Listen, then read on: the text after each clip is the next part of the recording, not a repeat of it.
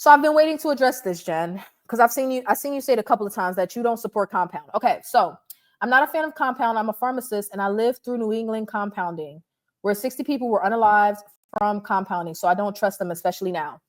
I covered this in my last video, second to last video. One of these videos, I covered this, where I said these compounding pharmacies and these telehealth companies are doing stuff that nobody told them to do. Who told you that it was safe or even appropriate to add B12, B5, B6, B whatever, glycine or whatever else to the compound? Who said you could do that? Who said you could do that? They were busy trying to get around the patent, and that's why they were doing that. But who said that that was safe? What studies did y'all do to say that that was going to work out correctly? Which is why I did not like getting my compound from pharmacies that mixed their compound. The ones that did, I got one order from them, and when I got my prescription and saw that it was mixed, I used it and never ordered it from them again. Mochi ordered one time. Join Fridays, when they switched to Red Rock and started compounding with glycine, which was a Join Fridays decision, that was because they are the ones that write the prescription, right? That was their decision, and the compounders just compounded. No, I don't want that. And it was trash anyway, but I don't want that. But like I was saying in a previous video, I decided to go ahead and make the switch to Zepbound because suddenly everybody was popping up with 6 month supplies. I knew my 6 month supply was trash, so there was no way I was going to risk ordering from Orderly again. And I didn't trust that they weren't going to cut corners. And when I say they, I don't mean necessarily Orderly. I'm not attacking Orderly, but I mean in general telehealth and in general the compounding pharmacies. When everyone started getting sued, everybody started upping production. And I'm like, wait a minute. I don't want to be the one that's on the news like she got an infection from compound Tirzepatide and the compound was contaminated. And listen, I'm not trying to fearmonger. I don't think that compounding at small amounts is unsafe. Compounding has been around forever. But remember, I said they started acting like they was going to start compounding out the trap house. They was going to start getting they compound out the trap house just to get it to the people. Like how is one compounding pharmacy going down and then you just reroute? And then they go down and you just reroute. And then they go down and you just reroute. Next thing you know, you got 17 telehealth companies routing their prescriptions to one pharmacy. And you think mistakes aren't going to be made with that? With these 503A making these large batches of compound. You think mistakes aren't going to be made with that? I'm not even saying mistakes can't be made with Zepbound. But I'm not about to take that chance with compound no more. I'm not about to do it. I'm not saying compounding is unsafe. In general, I just think that they started acting real suspicious. Okay? They started acting real suspicious. They started acting a little careless. No, I'm okay. Nature Girl says, I love how you tell us this about certain compounding pharmacies. I got my Zepbound vials yesterday. My shot day is not till Monday, but they got them to me in one day. I'm loving Lilly Direct. Listen, Eli Lilly has their ear to the streets. Okay, come here. Let me tell y'all something. Eli Lilly has their ear to the streets, but they are trying to protect their own interests financially in their investors. Okay, they're trying to make as much money as for their investors as possible, and for their companies, and for their CEO as possible, and for themselves as possible, because that's how things work in America, and they're allowed to do it. Okay, so they can charge whatever the hell they want. But they have their ear to the streets. That's how we got the vials in the first place. Hashtag release the vials happened last year. And Lilly released the vials with catches and caveats and at not horrible, but expensive prices. But we got a step closer to what we need from them. They released the vials, okay, in doses up to the 10 milligram. But it was still overpriced.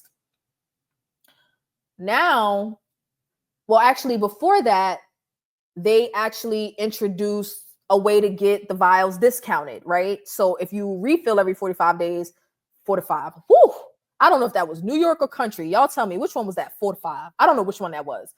Was it North Carolina or was it New York? Because I'm from New York, but I live in North Carolina. Okay. So they introduced the $100 off if you refill every 45 days. Oh, I said it again. 45 days. Oh my God, 45. And that's the way to lock you in to have to constantly place your refills with them. They are now planning to release the 12.5 milligram and the 15 milligram in single dose vials that will be available for $4.99 if you refill every 45 days. So again, they're locking you in to the price by having you refill. Very annoying, but it's a step closer, okay? They are slowly introducing more accessibility, but they could do better. I will not be satisfied until I see Zepbound below $3.99. And to be honest, I think it should be below $2.99. But I'd accept $2.50. I would accept $2.50. But of course, I mean they do it for like $20 in Europe. They could do it, and I'm just trying to keep that mindset of like, this is America, this is an American corporation. They're not going to give it to us for $20 unless insert UI Brody. Okay, insert Novo Nordisk and their new pill that's coming out. I was supposed to review the downside stream, but I didn't get a chance to. Novo Nordisk has a new product coming out that might be a whole lot better than Zepbound. So that may force that may force Eli Lilly to do something drastic with the prices, but we will see. Only time will tell. But my point is, Eli Lilly has their ear to the streets. They're listening. They're just being incredibly stubborn because they want to be able to make as much money as much money as possible while they still have this patent. Okay, so that's what it is. But I'm digging. I'm loving Lilly Direct. I'm loving Zepbound. Oh God. So we talked about the horrible compound, right? There was nothing I could do about it. You barking at me? What's the beef, bro? What's the beef? What do you want? Hello? Hi. You want my attention? Okay. So 5 months, no progress, bouncing back and forth between 200 and 203 pounds. It was incredibly frustrating. Now, do I think had I changed my diet sooner, I could have gotten some progress? Yes, but the whole point in being on compound or Tirzepatide period is to help you with the food noise. And food noise was still a thing when I had the trash compound. So there was nothing I could do. I was stuck for 5 months. I was stuck, no progress. I couldn't listen. Let me tell you something. I cannot wait to be done. Like with each vial that I went through, I couldn't wait. I couldn't wait to be done. Like I had considered switching to Zepbound like 2 months earlier and just ditching the last 2 vials of compound. I decided to switch to Zepbound because 1, I did not want to deal with the uncertainty of the compounding pharmacies anymore. I was just done. I was over it. Plus, I did not want to risk having any more experiences with horrible, ineffective compound that just does nothing for me. After 5 months with no progress, there was no way. There was no way I was going to risk it with another. I wasn't about to switch to another telehealth company. Like that was it. That was it. I was done. In fact, I had temporarily switched back to Mochi like a few months before, and then they started getting sued, and then Mochi wouldn't refund me my membership. So I was done with them too. Do y'all see the TikToks of the people, the affiliates of Mochi, disowning them and stuff like that? There you go. Yeah, Mochi. I think they've gotten themselves together since then, but Mochi was on some BS. I don't consider compound to be reliable. Okay, I don't consider it to be. Is it good? If you get it from a good compounding pharmacy, yes. Can it get you started? Can it even get you where you're going? Plenty of people have met their goal on compound, sure. But you F around and get you some bad product and you're screwed, okay? And you're out of your money and there's nothing you can do about it. So now that I'm on, I finished my first month of Zepbound. It's been a wonderful experience. Like, I don't think I've described, maybe with Hollandale, but I don't think I've described any of my time on compound as a wonderful experience. I spent more time being frustrated than anything. I spent more time being frustrated than anything. But since being on Zepbound, like when I took my first Zepbound injection, I was like, oh, this is what this is supposed to be like.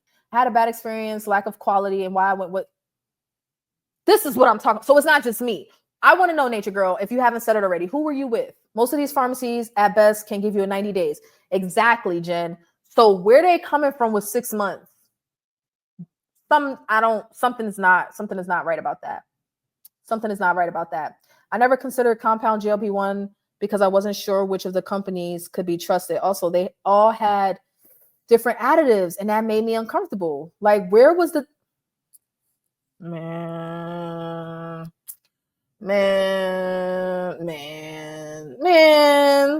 Of course. So listen, I'm not lying. About that it's not like the compound comes from Orderly. Orderly gets it from a compounding pharmacy and it's trash when you get it. It's absolute horrible. It's garbage. Garbage can. Oh, type 2 diabetes. Okay. T2D. I don't know what the hell I was thinking. I don't know. Okay, so I've been on Zepbound for a month. Life is good. Let me tell y'all.